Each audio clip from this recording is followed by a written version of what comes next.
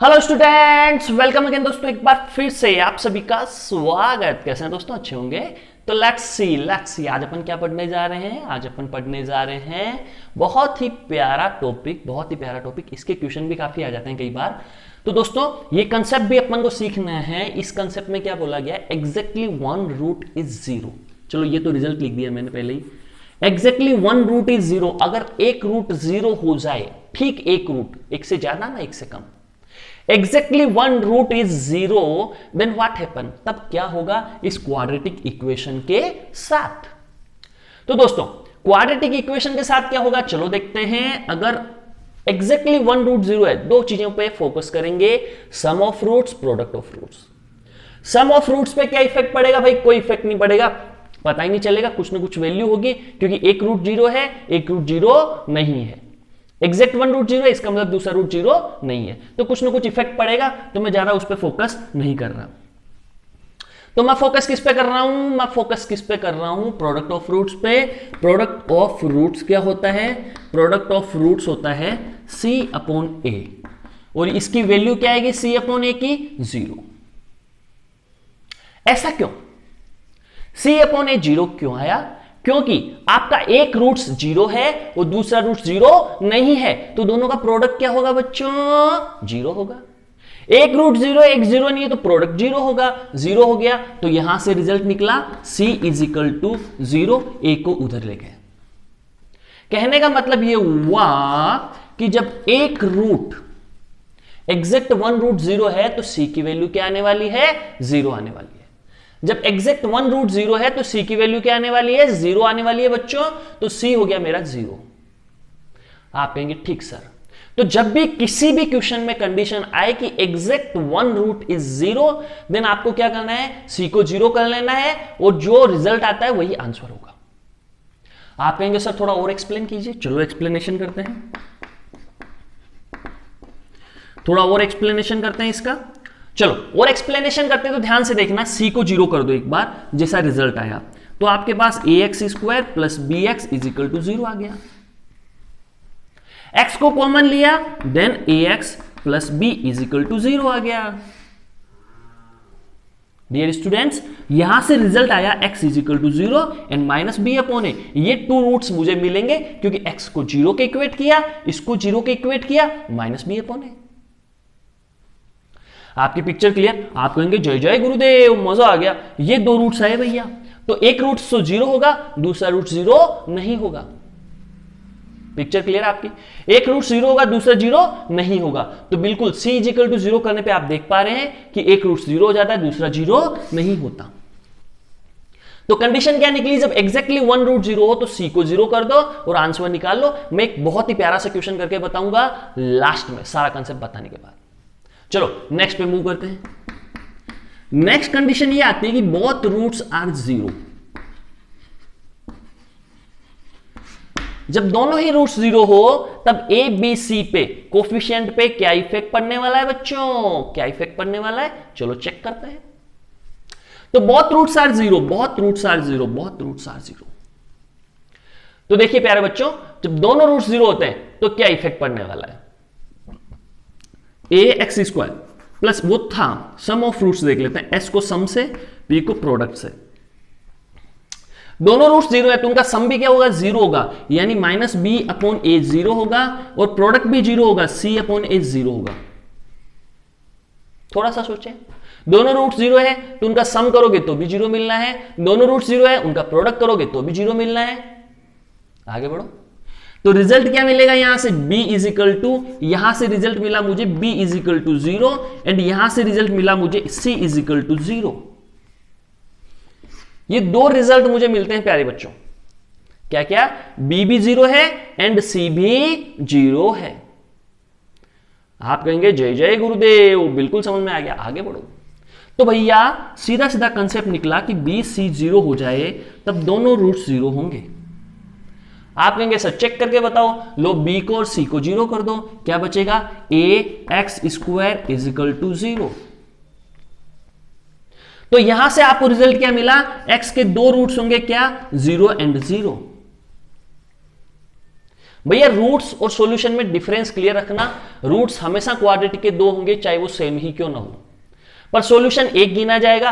अगर इस कंडीशन में सॉल्यूशन पूछूं तो केवल 1 होगा और रूट्स पूछूं तो 2 होंगे, 0 एंड 0। ये पिक्चर क्लियर रखना। अगर रूट्स 1 होगा तो क्वाड्रेटिक की जगह लीनियर बन जाएगी भाई, तो रूट्स कितने होंगे 2। क्यूबिक अगर x क्यूब इजिकल टू 0 हो जाता तो रूट्स कितने होते 3, 0 0 0, सॉल्यूशन 1। चलो रूट्स एंड सॉल्यूशन में कुछ भी आपको कंफ्यूजन हो तो मेरे प्रीवियस वीडियो देख लेना क्वाड्रेटिक के, उसमें मैंने समझा रखा है। अब यहां अपन मुद्दे पे आते हैं, ax स्क्वायर इजिकल टू 0 मतलब x 0 एंड 0, तो बोथ रूट्स आर 0।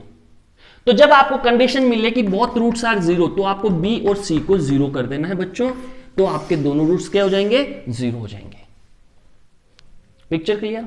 तो यहां तक की पिक्चर आपके दोस्तों क्लियर हो गई कि दोनों रूट 0 हो जाए और एग्जैक्ट 1 रूट 0 हो जाए तो आपको क्या क्या कंडीशन लगानी है। तो नंबर 1 एंड नंबर 2 ये बॉक्स में डाल रखे हैं, उनको नोट्स में अच्छे से हाईलाइट कर लेना। चलो आगे बढ़ते हैं। चलो दोस्तों अब एक इसी में नेक्स्ट कंडीशन पढ़ते हैं जो इसी से रिलेटेड है। वो क्या बोलती है? ये कंडीशन दोस्तों बोलती है कि exact 1 root is at infinite, exact 1 root is at infinite. ठीक एक रूट इनफाइनाइट पे चल जाए, ठीक एक रूट इनफाइनाइट पे चल जाए तो क्या सोचेंगे बच्चों, बताइए, थोड़ा सोचिए क्या करेंगे आप।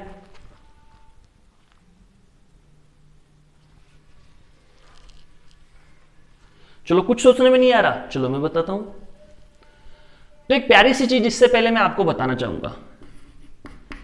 एक एक्सियोम्स पढ़ा था आपने 9th या 10th में पढ़ा होगा, ये तो मुझे नहीं पता कब पढ़ा होगा, पर एक्सियोम्स 9th एंड 10th में जरूर आया होगा। ठीक है, वो क्या था? Parallel lines meet at infinite. जो पैरेलल लाइंस होती है वो इनफाइनाइट पे जाके आपस में मिलती है, ऐसा एक्सियोम्स अपन ने मान रखा है। क्या मान रखा है दोस्तों? कि parallel lines meets eight infinite.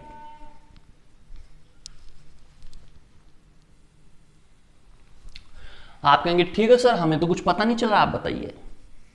ये बिल्कुल वैसा ही है जैसा फर्स्ट वाला अपन ने किया था, exact 1 root is 0, exact 1 root is 0, बिल्कुल वैसा ही है। आप कहेंगे सर कैसे? सोचो, अगर x को मैं 1/y से रिप्लेस कर दूं, क्वाड्रेटिक इक्वेशन क्या थी? ax square plus bx plus c is equal to 0। इसमें कुछ चेंजेस लाते हैं, x को 1/y से रिप्लेस कर दूं तो सीधा सीधा मतलब क्या हुआ? अब जो x किसको टेंस कर रहा था? इनफाइनाइट को। y किसको टेंस करेगा? 0 को। इसका मतलब हुआ जहां एग्जैक्ट 1 रूट इनफाइनाइट हो रहा था, अब वहां एग्जैक्ट 1 रूट क्या कर दो? 0 कर दो। कब कब कब कब? x को 1/y से रिप्लेस करने के बाद। तो a/y square plus b/y plus c is equal to 0। मैंने x is equal to 1/y replace कर दिया दोस्तों। अब क्या होगा? a plus B Y plus C Y square is equal to 0। Picture clear? इसको अगर वैसे लिखना चाहूं तो C Y square plus B Y plus A is equal to 0। x इस वाली इक्वेशन में एग्जैक्ट 1 रूट इनफाइनाइट को जा रहा है दोस्तों, तो x को 1/y से रिप्लेस करने के बाद इस वाली इक्वेशन में एग्जैक्ट 1 रूट 0 होना चाहिए। पिक्चर क्लियर है? समझ लो, ये y 0 होगा तो x किसको टेंस करेगा? इनफाइनाइट को। तो एग्जैक्ट 1 रूट 0 है, एग्जैक्ट 1y 0 कर दो, y की जगह 1, तो 1/y किसको टेंस कर जाएगा? इनफाइनाइट को कर जाएगा। और मुझे x को करना था, x क्या था? 1/y। तो मैंने बहुत ही तगड़ा जुगाड़ निकाला कि x को 1/y से रिप्लेस कर दो, पहले वाली कंडीशन वापस लग जाएगी। अब फर्स्ट कंडीशन में अपन ने पढ़ा था कि एग्जैक्ट 1 रूट, अब देखो मैं पहला बता रहा हूं तुमको, एग्जैक्ट 1 रूट एट इनफाइनाइट। ये कब था? जब इक्वेशन x में थी, लेकिन मैंने इसको y में रिप्लेस कर लिया, ये बना दी। तो मेरा अब एक एग्जैक्ट y क्या होना चाहिए? 0 होना चाहिए। अब ध्यान से सोचें, जो फर्स्ट इक्वेशन थी जहां अपन ने पढ़ी थी, मैं वापस लिखता हूं, ax square plus bx plus c is equal to 0। ये वाली जो इक्वेशन थी, इसमें आपको एग्जैक्ट वन रूट को जीरो करने के लिए क्या करना पड़ता था, कंडीशन आपको याद होगी, पीछे से चलते थे अपन, सी को जीरो कर दो। जो ये कांस्टेंट टर्म यानी एब्सोल्यूट टर्म भी बोलते हैं इसको, सी को, यहां वाली को, ये जो एब्सोल्यूट या लास्ट में कांस्टेंट टर्म आ रखी है ना, विदाउट एक्स, इसको अगर जीरो कर देता हूं तो इस इक्वेशन का ठीक एक root, exact one root zero हो जाएगा। ये अपन अभी प्रूव कर चुके हैं, समझ चुके हैं। तो यहां पे क्या करना है, इस वाली इक्वेशन की बात करूं तो इस वाली इक्वेशन में मुझे क्या करना है, इस कांस्टेंट टर्म को जीरो करना है बच्चों। तो मेरा एग्जैक्ट वन रूट कहां चला जाएगा, जीरो पे चला जाएगा। तो मुझे जीरो किसको करना है, ए को।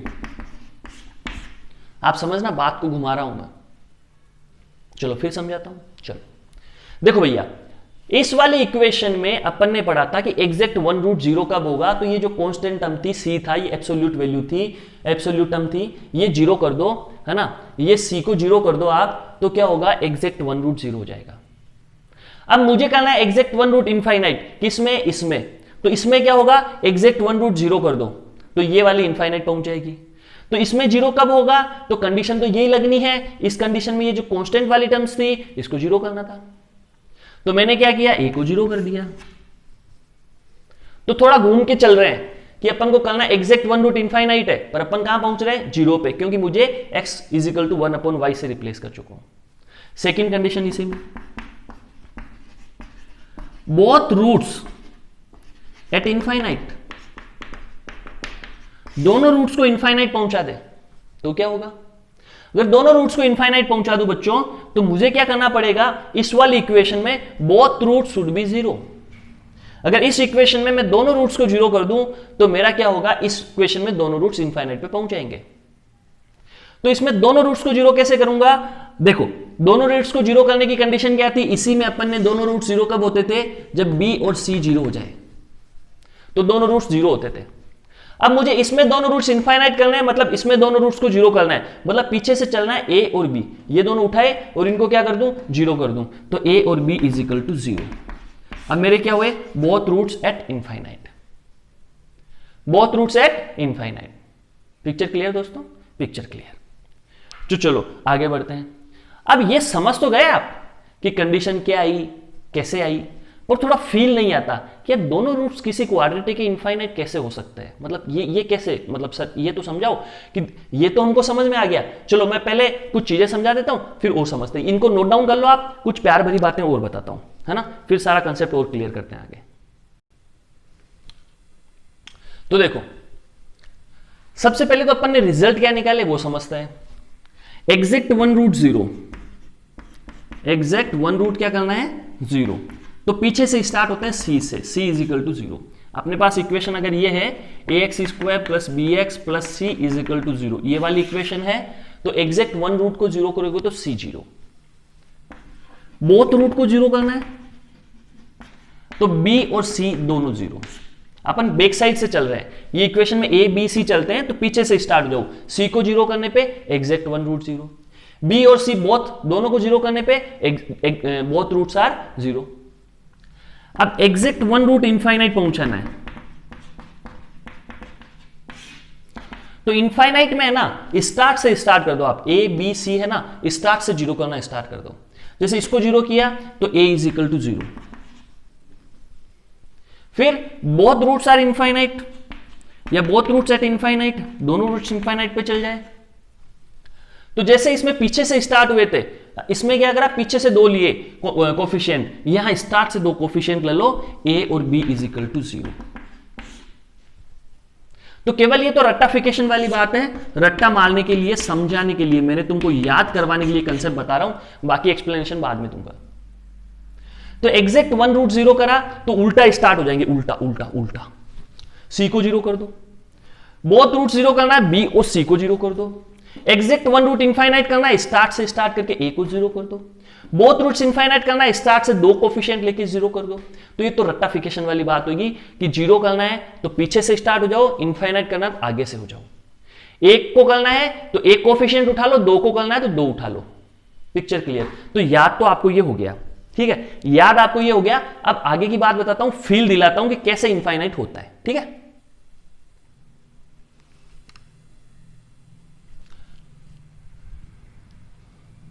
चलो फील लेते हैं। अब देखो, जो exact 1 root 0 both roots are 0 उनका तो फील आ जाता है, लेकिन इसका फील नहीं आता कि इनफाइनाइट कैसे होता है। सुनना, अपन एक एक्सियोम्स पढ़ा था 9-10 में, parallel lines meet at infinite. Parallel lines हमेशा इनफाइनाइट पे जाके मीट करती है, मिलती है, ऐसा अपन मानते हैं कि ये दो पैरेलल लाइन है ना,